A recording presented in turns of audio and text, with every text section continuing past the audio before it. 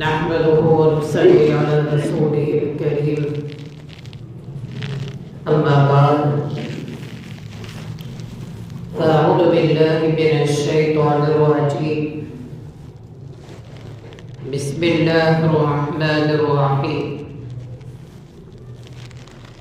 إن الصلاة تنهى عن الفحشاء والمنكر صدق الله العظيم. وقال النبي صلى الله تعالى عليه وآله وسلم بين العبد وبين الكفر ترك الصلاة أو كما قال عليه الصلاة والسلام. بزرگان محترم، میرے دینی و ایمانی بھائیوں، اللہ تعالیٰ نے قرآن کریم کے اندر ارشاد فرمایا، بے شک نماز بے حیائیوں اور منکرات سے روکتی ہے. اور اللہ تعالیٰ کے نبی صلی اللہ علیہ وآلہ وسلم کا ارشاد ہے، بندے اور کفر کے درمیان فرق نماز کا چھوڑنا ہے.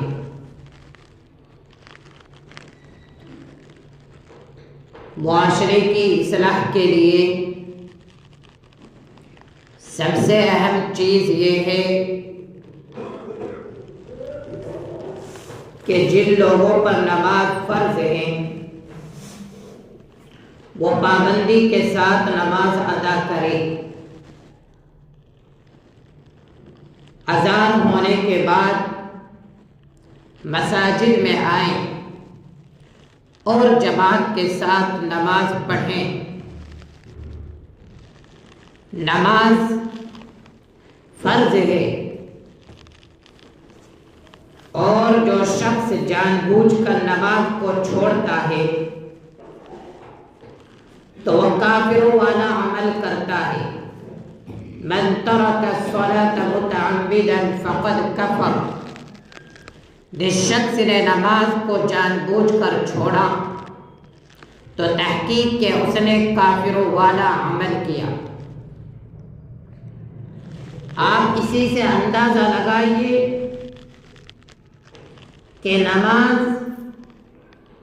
کا چھوڑنے والا کافروں والا عمل کرنے والا ہے، اور نمازی کے بیچ میں اور جو نماز کو مانتے ہی نہیں سرے سے انکار کرتے ہیں ان کے بیچ میں اگر کوئی چیز فرق کرنے والی ہے تو وہ صرف اور صرف نماز ہے. لیکن آج نماز ہی میں کوتاہیاں ہیں، نماز ہی کے اندر سستیاں ہیں، اور حال یہ ہے کہ بزرگ بھی نوجوان بھی نماز سے دور ہے. اذان ہو جاتی ہے اور ہم باتوں میں مشغول رہتے ہیں، اور ایسا نہیں کہ ہمیں پتہ نہیں لگتا یا آواز سنائی نہیں دیتی. آواز بھی سنتے ہیں، پتہ بھی ہے کہ اذان نماز کے لیے ہوتی ہے، اس لیے کہ نماز ہی کے لیے، نماز ہی کے بلانے کے لیے اذان ہے. اذان کیا چیز ہے؟ اذان ایک اعلان ہے جو یہ بتاتا ہے لوگوں کو کہ آئیے نماز کی طرف، آئیے آئیے کامیابی کی طرف آئیے، اور جو یہ بتاتا ہے کہ دیکھو سب سے بڑی ذات صرف اور صرف اللہ رب العزت کی ہے. اور جو یہ بھی بتاتی ہے کہ اللہ تعالیٰ کے نبی صلی اللہ علیہ وآلہ وسلم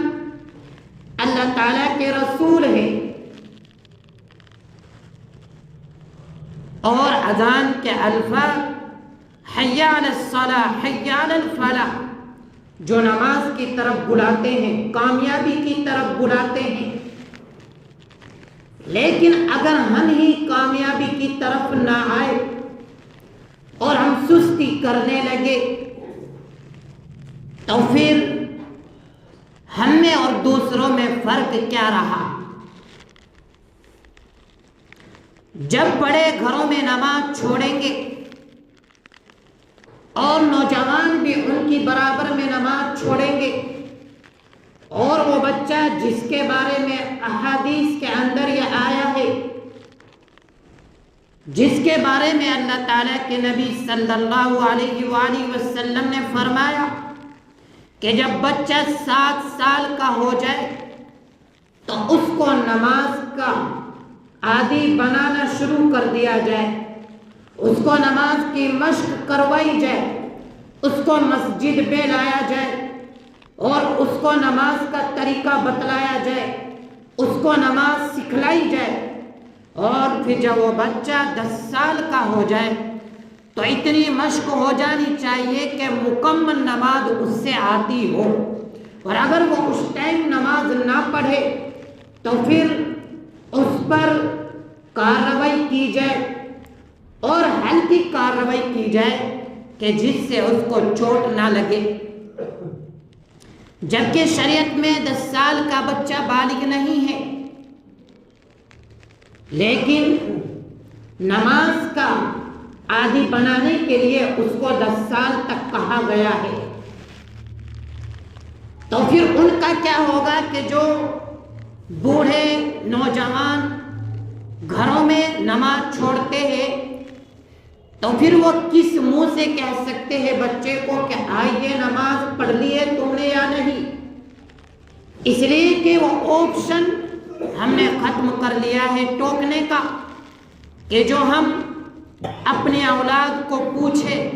کہ تم نے نماز پڑھی ہے یا نہیں پڑھی، ہم اپنے بچوں سے پوچھیں کیا تمہاری نماز یاد ہے یا نہیں، کیا تم کو معلوم ہے کہ کس نماز میں کتنی رکعات ہیں،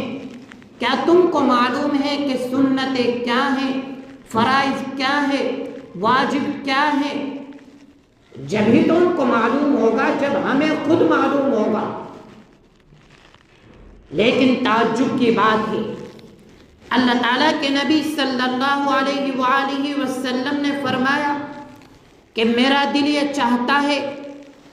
کہ میں کچھ نوجوانوں کو جمع کروں اور ان سے یہ کہوں کہ جنگلات سے لکڑیاں چن کر لائے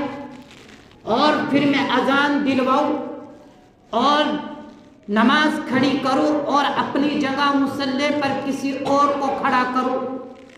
اور پھر میں ان گھروں کا جائزہ لوں کہ جو مساجد کے اندر نہیں آئے، میرا دل چاہتا ہے کہ ان گھروں کو آگ لگوا دوں۔ یہ الگ بات ہے کہ کچھ روایات میں یہ بھی آیا ہے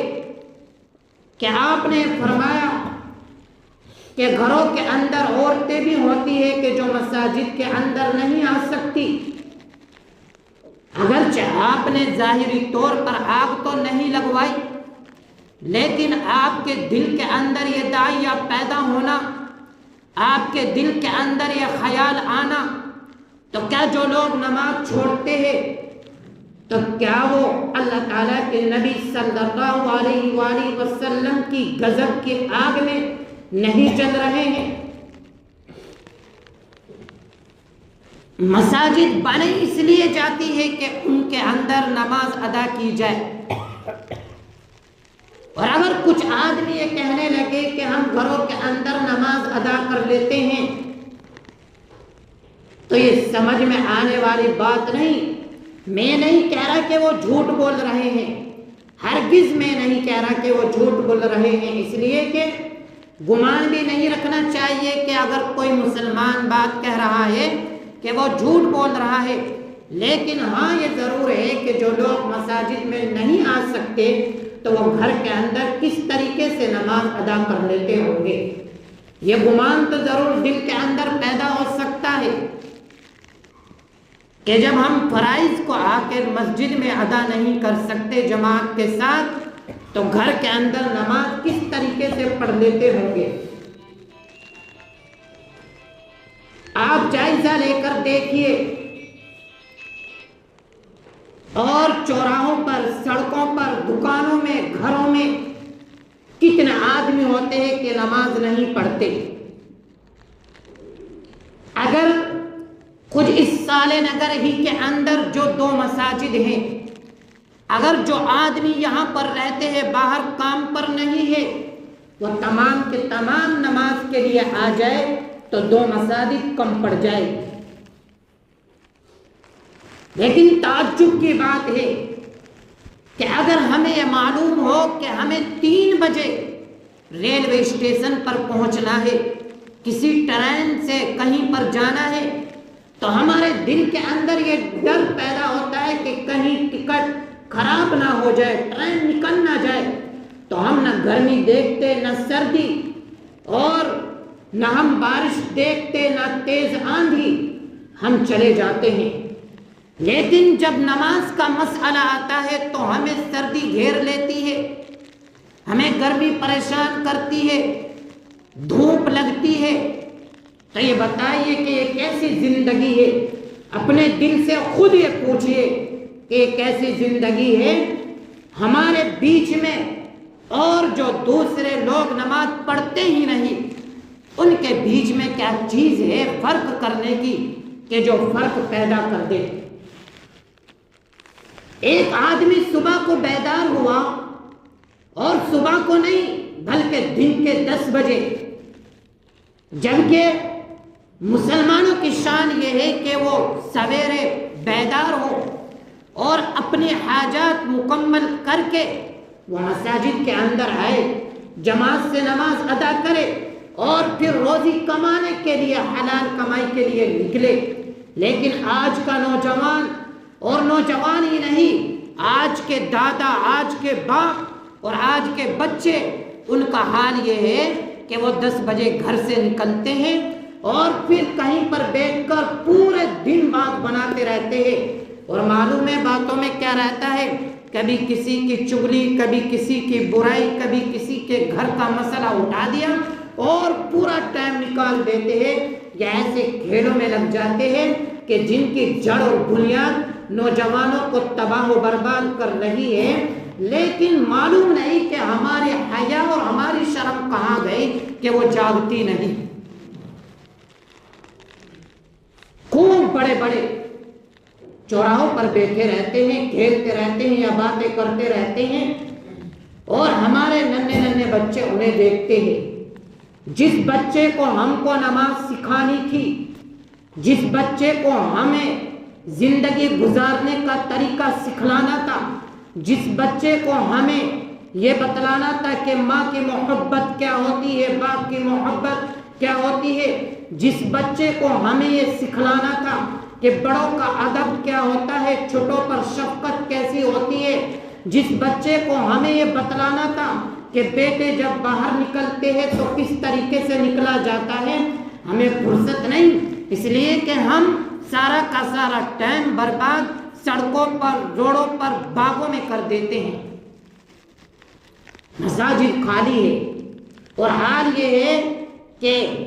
خود ہمیں کھڑا رہنا پڑتا ہے اور انتظار کرنا پڑتا ہے، اور یہ جو پڑھنے والے بچے ہیں ان کو پیچھے کھڑے کر کر کے جماعت کروانی پڑتی ہے۔